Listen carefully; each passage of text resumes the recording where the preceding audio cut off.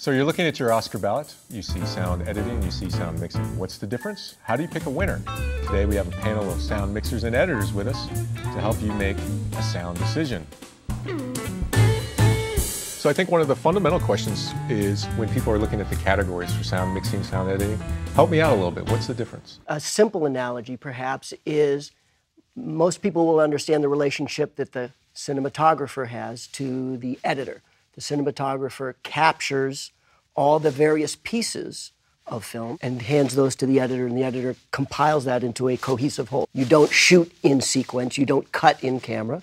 So the sound editor would be the person who gathers the elements and presents them to the mixer to organize, as a cinematographer would hand their shots to the editor to compile into a completed film. We're a team. It starts with production. From production sound, it goes to sound editorial, sound effects, they create the sounds and everything. And then it goes to the re-recording mixer where they mix the final product together. I'm a production sound mixer, so I work during the filming. I recorded the dialogue as clean as I can record it.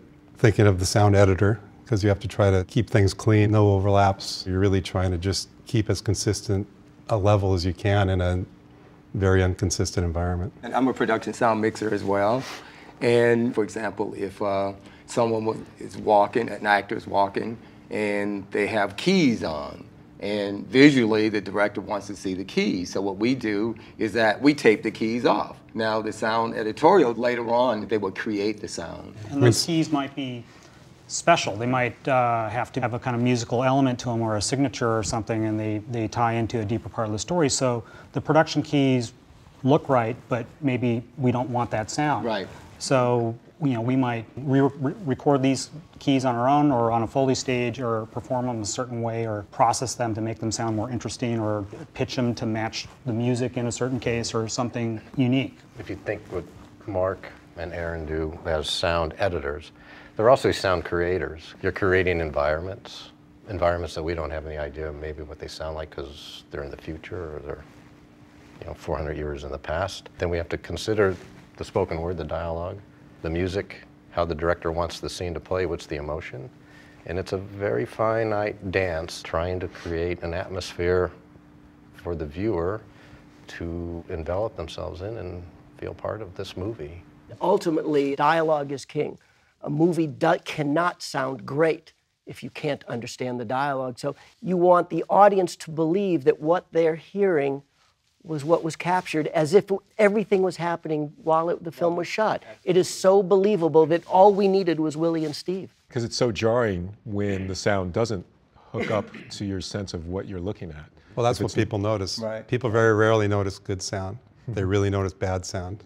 Well, let's talk about good sound versus great sound. Is there one thing that makes a nominee distinctive? For me, it's storytelling. Anytime a sound, whether it's dialogue, sound effects, or music, tells a part of the story without an actor having to say words, that's incredible. Sometimes you watch a movie and you are breathless or you get a chill. You're not really sure why. A lot of times it's because of what the sound is doing. I want to encourage moviegoers to be very analytical and just listen and ask yourself, why was that sound there? There's meaning in every single moment, every single, flutter of a butterfly wing and footstep. One of my personal notes about seeing films and being sold on the effort is when a sound kind of defies logic and is just so effective.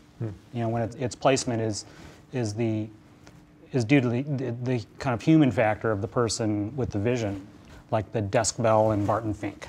It just rings for infinity. I love that. That's you immediately knew that sprung forth from the imagination of that sound designer, but it spoke volumes about the story and the characters. Sound guys are not known to be the creative people of the movie making, but it's probably more creative than it is technical. You have to know how to use the equipment. Yeah. Right. But that's like the light switch when you walk in the room. Exactly. Right. If we were to convey anything about sound, it's not just a sound guy. And we're always referred to as the sound guy. Right. You never called the cinematographer the picture guy. Right. I haven't heard that. Or you'd get fired or slapped. Fantastic. Thanks for coming, guys. We're all set with some sound advice. And you can go to Oscar.com and fill out your My Picks game ballot. And be sure to share your predictions with your friends.